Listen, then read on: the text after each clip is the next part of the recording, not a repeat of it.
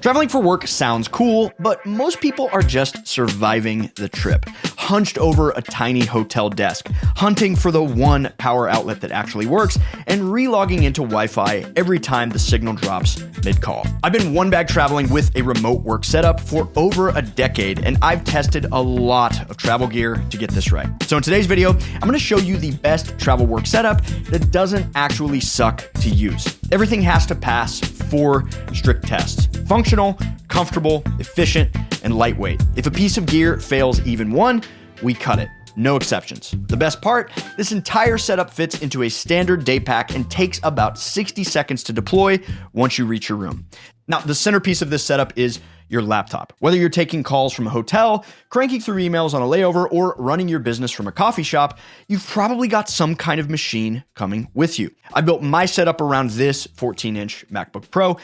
Doesn't really matter what brand we're talking about here. You can make this all work around a PC. But I will say, if you've got any say in what machine you carry, going lighter can be worth it. Whatever you're working with, the gear in this video is designed to make even a heavy corporate laptop feel manageable on the road. Which brings us to a very important question.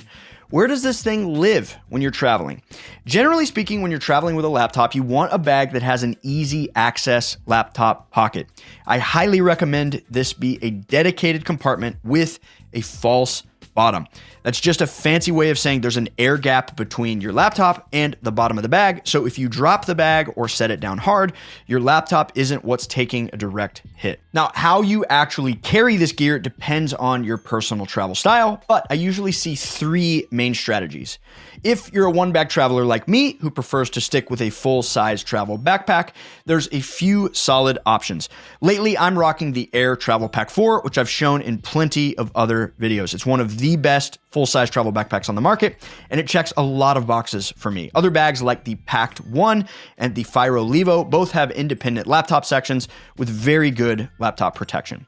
If you're one bag traveling with a roller bag, look for a carry-on with an external pocket like the Monos Carry-On Pro or the Travel Pro Platinum Elite. And if you're a 2-bag traveler using a carry-on or checked bag for your clothes, but you're carrying your laptop and work stuff in a personal item backpack on your back, the Air City Pack Pro 2 and the Peak Design 20-liter both fit under the seat and keep your gear within reach the entire flight. Okay, so you and your gear make it to your destination in one piece. Now you actually gotta get some work done. I don't know about you, but when traveling with a laptop, I can handle a day or 2 of craning my neck. But after that, it gets a little problematic. And so these 3 tiny lightweight items help solve that. First, the roost stand is fully height adjustable and it folds down small enough to fit in a side pocket, yet it gets your screen up to eye level where it belongs. It weighs almost nothing and it works with pretty much any laptop on the market. The Logi MX Anywhere 3S is a tiny mouse that punches way above its weight class. You know when you check into a nice hotel and there's that beautiful glass desk that makes your regular mouse completely useless? This one doesn't care. This works on glass, marble, even a mirror. The charging port is on the front, pointing my finger and laughing at you, Apple, so you can actually use it while it's plugged in. A full charge lasts about 70 days of regular use. And the Magic Keyboard Mini rounds this setup out. It packs completely flat, and having Touch ID on a portable keyboard is a huge deal for me because I'm constantly logging into work accounts and security prompts throughout the day. When you elevate the screen and separate your inputs like this, any random hotel desk or coffee shop table becomes a real workstation. Okay, so how do we connect all of this to Wi-Fi? Because that's pretty important, right? Hotel Wi-Fi is brutal. You connect your laptop, then your phone, then your tablet, and halfway through the trip, you find out they only allow 2 devices until you pay an extra $20 a day. Then the network drops mid-call, you get kicked to a login screen, and you're re-authenticating every device while your team stares at a frozen slide. The fix is a travel router. You set your network up one time at home, and from then on, your devices auto-connect the second you plug it in at your hotel. You just connect the router to hotel Wi-Fi once, and then the hotel thinks you're using one single device, but you're actually connecting everything you've got. I like the TP-Link Roam 7, which is exactly why I asked them to sponsor today's video. They're the top Wi-Fi brand in the world and consistently recommended by places like CNET. Because the Roam 7 is a Wi-Fi 7 router, it handles multiple channels at once, meaning smooth video calls with no dropped frames. Plus, with built-in VPN support, every device on your network is instantly protected on public Wi-Fi. It weighs less than 9 ounces, fits in the palm of your hand, and powers via USB-C, so you can run it off your travel adapter or a power bank. And since many hotels charge $20 a day for extra devices, the current promo price of $99 means it can literally pay for itself in about 1 or 2 typical business trips. If you travel for work even a couple times a year, this is one of those, why did I not do this sooner kind of upgrades. I'll leave a link to the TP-Link Roam 7 in the description below if you want to check it out. Big thanks to TP-Link for sponsoring today's video. Okay, moving on. Obviously, your phone is a tool that you already have, so you might as well make it useful at your desk. The Peak Design mobile tripod magnetizes to the back of your phone and folds down smaller than a deck of cards. It keeps your phone at eye level so you can see notifications at a glance or take video calls hands-free. It also hooks over an airplane tray table, which is a massive win for watching movies on long travel days. I've been carrying this thing pretty much permanently on my phone, and it makes my travel work experience so much better. For audio, over-ear headphones are nice, but they take up an obnoxious amount of space.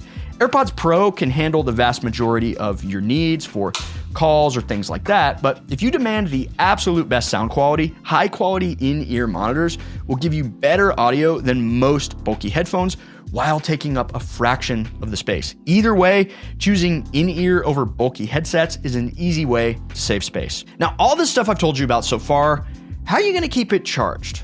I used to travel with multiple different charging bricks and a tangled mess of cables. Eventually, I switched to traveling with one adapter that handles everything. This is a travel adapter by Epica, and even if I'm traveling in my own country and don't need an adapter, I love this thing because it's a portable, powerful charging brick. One outlet can charge your laptop, phone, router, and earbuds all at the same time. I've found if your laptop charges via USB-C, you can actually ditch the bulky charger and just go USB-C to USB-C straight off the brick.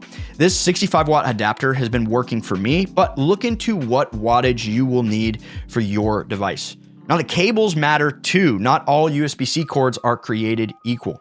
Make sure yours are rated for higher wattage and are long enough for the inevitable situation where the outlet just isn't where you need it to be.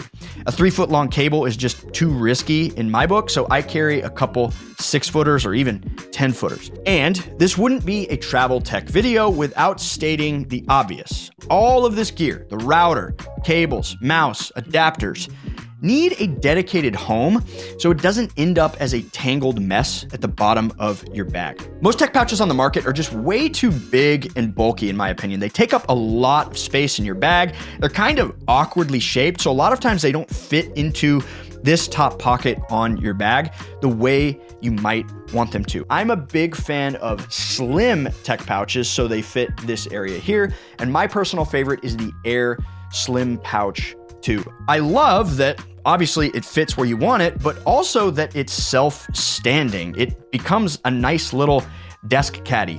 You just pull out your laptop and this one pouch, and then your entire mobile office is ready to go. The one thing I may not just leave in here is that travel router. Now here's the thing. This entire setup lives in your hotel room, but the second you leave for a meeting or a coffee shop, you need a way to carry your essentials without looking like you're moving apartments. And the answer is a lightweight Daypack. And in this video, we break down the best lightweight options for exactly this scenario. Check that out. Thanks so much for watching. Happy travels.